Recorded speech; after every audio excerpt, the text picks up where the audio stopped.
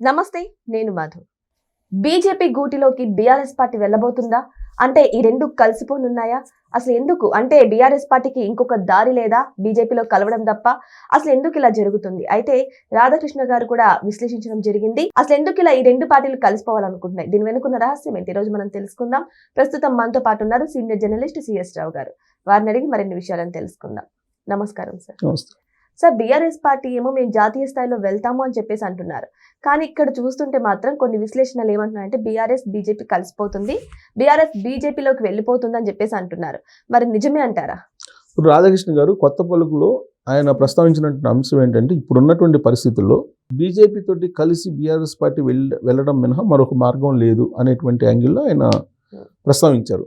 అయితే ఇక్కడ ఒక ట్విస్ట్ కూడా పెట్టారు. బీజేపీ తోటి కలిసి నడవడానికి బీఆర్ఎస్ పార్టీ సిద్ధంగా ఉంది. ఆ సంకేతాన్ని గతంలో కూడా పంపించారు, ఇప్పుడు పంపిస్తూ ఉన్నారు. కానీ బీజేపీ నో అని చెప్తుంది అని చెప్పి రాశాడు. నో అంటే నో అంటుంది బీజేపీ, బీఆర్ఎస్ పార్టీ రెడీగా ఉంది అనే యాంగిల్లో రాశారు ఆయన. ఎందుకు నో అంటుంది అని అంటే దానికి కూడా సమాధానం ఇచ్చారు. కల్లగుంట ఫ్యామిలీ పట్ల నమ్మకం దొరకట్లేదు వాళ్ళకి, అందుకే బీఆర్ఎస్ పార్టీ తోటి కలిసి పొత్తుతోటి వెళ్ళడానికి వాళ్ళు రెడీగా లేరు, నమ్మట్లేదు వాళ్ళు. అందుకే 2024 లోక్సభ ఎన్నికల సందర్భంగా వీళ్ళు ఒక ప్రపోజల్ పెట్టినప్పటికీ కూడా వాళ్ళు నో అన్నారు అనేది. ఇప్పుడు కూడా బీజేపీ లీడర్లు తెలంగాణలో ఏమంటున్నారంటే బీఆర్ఎస్ పార్టీతో కలిసి మీరు వెళ్తారంటే నో, ఆ పార్టీతో మేము కలిసి వెళ్ళము, అది అవినీతికరమైన పార్టీ, అదొక ఆ భావజాలం వేరు, ఇదే చెప్తుంటారు. ఎట్టి పరిస్థితుల్లో మేము కలము అని చెప్పి చెప్తూ ఉంటారు. ఇంకో పక్క కేటీఆర్ గారు ఏమంటున్నారు, ప్రాంతీయ పార్టీలు బతకాలంటే ఏదో ఒక జాతీయ పార్టీతోటి టైఅప్ అయి ఉండాలి, ఏదో ఒక కూటమితో టైఅప్ అయి ఉండాలి. ఇండియా కూటమితో అన్న ఉండాలి, లేదా ఎన్డీఏ కూటమితో అన్న ఉండాలి. కేవలం ప్రాంతీయ పార్టీలుగా పోటీ చేస్తే కనుక గెలిచేటువంటి అవకాశం లేదు అని చెప్పి ఆయన చెప్తున్నారు. దానికి ఉదాహరణ ఒరిస్సా చెప్తున్నారు, అలాగే ఆంధ్రప్రదేశ్ చెప్తున్నారు, అలాగే మహారాష్ట్ర చెప్తున్నారు. ఇలా అన్ని ఉదాహరణలు చెప్తున్నారు. చుట్టుపక్కల ఏం జరిగిందనేది చెప్తున్నారు ఆయన.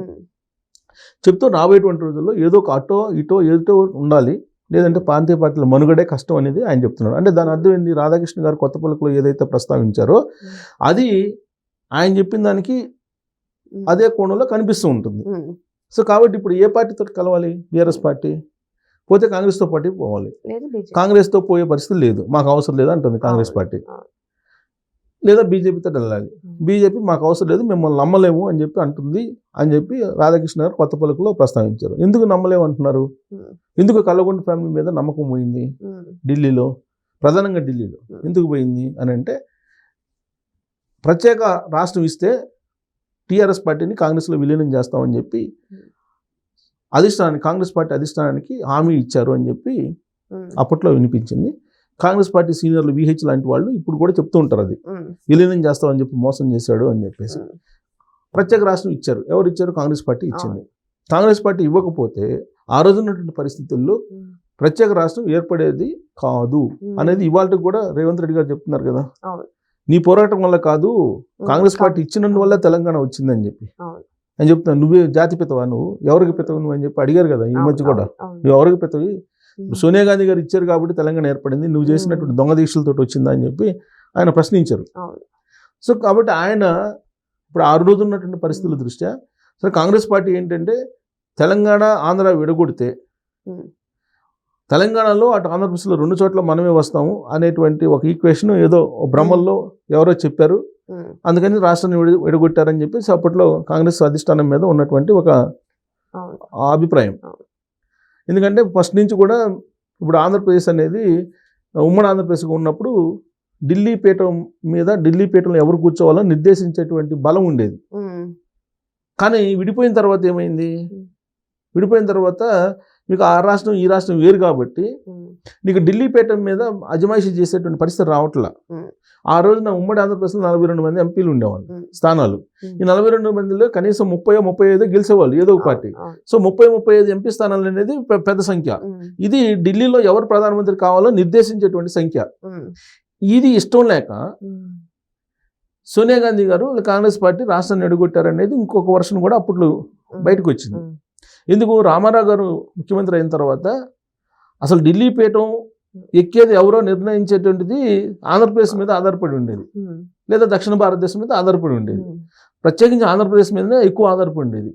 ఆ మొత్తం హిస్టరీ చూసిన తర్వాత రామారావు గారు 83లో పార్టీ పెట్టినప్పటి నుంచి ఏం జరిగింది అనేది హిస్టరీ చూసిన తర్వాత తెలుగు రాష్ట్రం ఉమ్మడి ఆంధ్రప్రదేశ్ ఉమ్మడిగా ఉంటే వీళ్ళు ఎప్పటికైనా ఢిల్లీపేట మీద అజమాయిషీ చలాయిస్తారు అనేటువంటి ఉద్దేశంతో రాష్ట్రాన్ని విడగొట్టారనేది కొంతమంది రాజకీయ నాయకులు అప్పట్లో వినిపించారు, ఇప్పుడు కూడా వినిపిస్తున్నారు.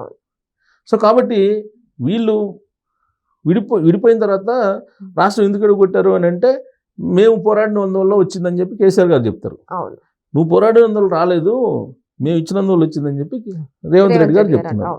సో ఎట్టగలకు సరే ప్రత్యేక రాష్ట్రం వచ్చింది. ప్రత్యేక రాష్ట్రం ఎందుకు ఇచ్చారు అని అంటే అప్పుడు ఉద్యమ పార్టీగా ఉన్నటువంటి టీఆర్ఎస్ పార్టీని కాంగ్రెస్ పార్టీలో విలీనం చేస్తామని చెప్పి ఆయన ప్రామిస్ చేశారు. ఆ మేరకు రాష్ట్రాన్ని అనౌన్స్ చేసిన తర్వాత కుటుంబ సమేతంగా అందరూ పిల్ల జల్లలతో కలిసి కేసీఆర్ గారు వెళ్ళి సోనియా గాంధీ గారి దగ్గరికి వెళ్ళి అక్కడ కృతజ్ఞతాపూర్వకమైనటువంటి అభినందనలు తెలిపి అక్కడ ఆమెకి హామీ ఇచ్చి వచ్చాడు. హామీ ఇచ్చి వచ్చి అదే కాంగ్రెస్ పార్టీ మీద రివర్స్ అయిపోయి ఇక్కడ ఫక్తు రాజకీయ పార్టీ నాది అని చెప్పి అనౌన్స్ చేసుకున్నాడు. ఇక్కడికి వచ్చి ఫక్తు రాజకీయ పార్టీ అని చెప్పి ఎలక్షన్స్కి వెళ్ళాడు. ఎలక్షన్స్కి వెళ్ళి కాంగ్రెస్ పార్టీని భూస్థాపితం చేయాలని చూశాడు. ఫస్ట్ తెలుగుదేశం పార్టీని టార్గెట్ పెట్టారు. 2014 నుంచి 2018 మధ్యలో తెలుగుదేశం పార్టీని అసెంబ్లీలో లేకుండా చేశారు, విలీనం చేసుకొని. ఆ తర్వాత 2018లో రెండోసారి ముఖ్యమంత్రి అయిన తర్వాత కాంగ్రెస్ పార్టీని టార్గెట్ చేసి కాంగ్రెస్ పార్టీని విలీనం చేసుకున్నారు అసెంబ్లీలో. అంటే కాంగ్రెస్ పార్టీని కూడా లేకుండా చేశారు. ఇది కాంగ్రెస్ పార్టీకి అధిష్టానానికి అర్థమైపోయింది. అలాగే ఢిల్లీ రాజకీయ నాయకులు ఎవరైనా సరే, ఇప్పుడు ఢిల్లీలో కాంగ్రెస్ పెద్దలు ఒకరికి ఏ నాయకుడు ఎలాంటి వాళ్ళు అనేది అర్థమవుతుంది కదా. సో కాంగ్రెస్ పార్టీని ఇతను మోసం చేశారు కల్వకుంట్ల ఫ్యామిలీ. మరి బీజేపీని మోసం చేయరా అనేది బీజేపీ. అందుట్లో బీజేపీకి బీఆర్ఎస్ పార్టీకి మధ్య ఏం నడిచింది, ఫామ్ హౌస్ కూడా నడిచింది. ఎమ్మెల్యేల ఎర్ర కేసులో, మొయినాబాద్ ఫామ్ హౌస్ కేసులో నడిచింది. ఈ రెండు పార్టీలు అంటే బీజేపీని ఇక్కడ బలహీనపరచాలి, బీజేపీని భూస్థాపితం చేయాలనే ఉద్దేశంతో అప్పుడు ఫోన్ ట్యాపింగ్ చేసి ఎమ్మెల్యేల ఎర్ర కేసు మొయినాబాద్కు సంబంధించి ఆ కేసులో బీజేపీ వాళ్ళని బుక్ చేశాడు. దేశవ్యాప్తంగా కూడా బీజేపీని బదనాం చేసి ప్రధానమంత్రి తాను కావాలని చెప్పి ప్లాన్ చేశారు, దేశకి నేత అంటూ కేసీఆర్ గారు. సో ఇవన్నీ తెలుసు కాబట్టి కేసీఆర్ గారి గురించి, కల్వకుంట్ల ఫ్యామిలీ గురించి బీజేపీ వాళ్ళు నో అంటున్నారు. కానీ ఇప్పుడు బీజేపీ తోటి కలవకపోతే ఆ పార్టీకి భవిష్యత్తు లేదు అనేది రాధాకృష్ణ గారు తన కొత్త పలుకులో రాశారు. సో భవిష్యత్తులో ఒకవేళ కనుక బీజేపీ కనుక నో అంటే ఈ పార్టీ పరిస్థితి ఏంటి, ఈ పార్టీ అసలు మనుగడ సాగించగలదా అనేటువంటి ఒక సందేహాన్ని ఆయన కొత్త పలుకులో విశ్లేషించారు. సో ఏదేమైనా సరే కూటమిలో చేరాలని బీఆర్ఎస్ పార్టీ భావిస్తున్నప్పటికీ కూడా ఇటు ఇండియా పార్టీ ఇటు ఎన్డీఏ పార్టీ రెండు కూడా నో చెప్పడంతో మరి బీఆర్ఎస్ భవిష్యత్తు ఏంటి అనేది ఒక ప్రశ్నార్థకంగా మారింది. మరి దీని గురించి ప్రజలకే తెలియాలి. Thank you so much. Thank you.